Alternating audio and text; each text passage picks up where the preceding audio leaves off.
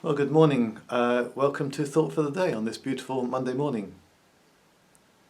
Friends, Romans, countrymen, lend me your ears. That's how Mark Antony began his famous speech in Julius Caesar. I was just thinking about that phrase, lend me your ears. He knew, well, Shakespeare knew when he put those words in Mark Antony's mouth, that who we listen to, what we listen to, is tremendously important. If he could get the people to listen to his version of the truth, his version of what was happening in their world, he knew he could influence the outcome, and so he uses that wonderfully carefully chosen words to gradually draw them into a different understanding of what was going on. And it struck me that, particularly at these times, it really, really matters who we listen to. I mean, it's not just a question of whether we listen to, which account we listen to of what's going on in Ukraine. The information that comes out of Russia, which says that the Ukrainian people just want to be liberated from their cruel government and that it's just a peacekeeping mission. Or the news that we see, which seems to be reflected by people on the ground and all the reports that there is just a terrible humanitarian crisis of attacks, unprovoked attacks. There are two very different narratives going on in our world, but I wasn't even thinking about that. I was thinking that we need to decide whether we're going to listen to God's view of the world or to humankind's view of the world. What's going to ground our thinking? I made a resolution to myself several years ago, which I've kept rather erratically, but I was reminded of it again this morning. My resolution was that I would read God's Word, the Bible, each morning before I looked at what was going on in the world, before I looked at the news or the sports or the WhatsApp chats or Facebook or anything else. I'd let God's Word set the agenda for my day. This morning I broke that commitment. I went for a run early on. That's fine. That's not looking at anything. Came back. I just went onto my computer just to record my time on my run. And then I got caught up in looking at the news from Ukraine, and just the terrible suffering that's taking place there. And in many ways, then you get caught up into thoughts about where it's going, and where it's going seems even more fearful.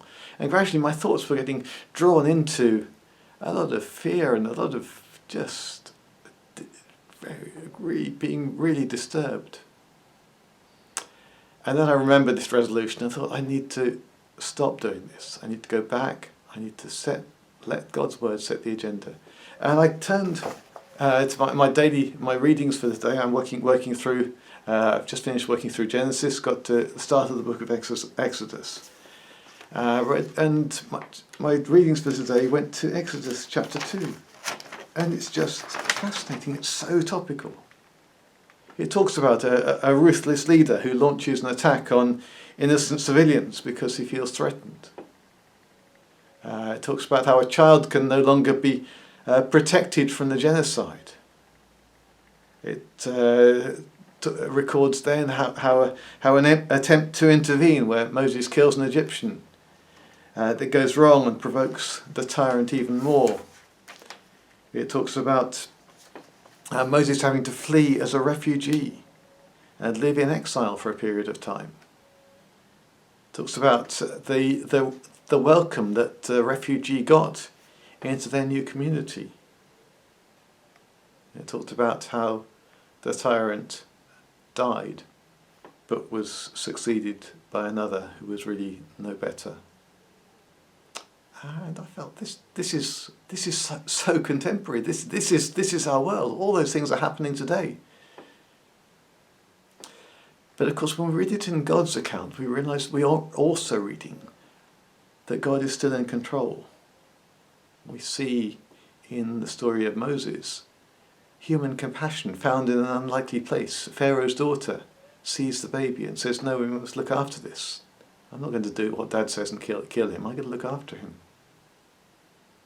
We see that Moses, in some ways, pointing to the whole of, as a pointer to all of the people that God is protecting. Moses is rescued twice. He's rescued as a baby by Pharaoh's daughter. Then he's kept safe from Pharaoh, who's out to get him after the attack on the Egyptian. Twice he's rescued. We read that God's people pray, and their prayers are heard in heaven. Not in Pharaoh's palace, not in the Kremlin, not in the White House. They're heard in heaven, at the throne of the one who really controls what's going on in the world. And everything, of course, everything in the account of Moses centres on the biggest rescue of all, the rescue of sinful human beings who, at our worst, do even what is being ordered from the Kremlin today. At our worst, we act in our own interest and are able to do terrible things. It all points to the rescue that God has from that, the rescue of sinful human beings by Jesus coming to earth. And we need that story to set our worldview.